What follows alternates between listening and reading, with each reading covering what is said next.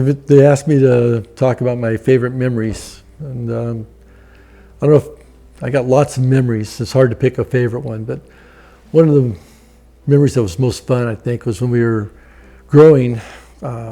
We moved over to our main store now, and we were building that, and Seth and I decided that we're not going to do any more sheetrocking, so we farmed that out. But when it came to putting up our storage, coming up with a way to store our fabric, we got some plans of how to make these shelves, and we decided we'd do it. So we started making these shelves, and then Bob and James and Bernice and Dolores came and helped us, and we got to be a little competition with everybody. We'd be racing through trying to build these things, and had like an assembly line, but just who can get done with their part of the assembly first was the big challenge and the big achievement.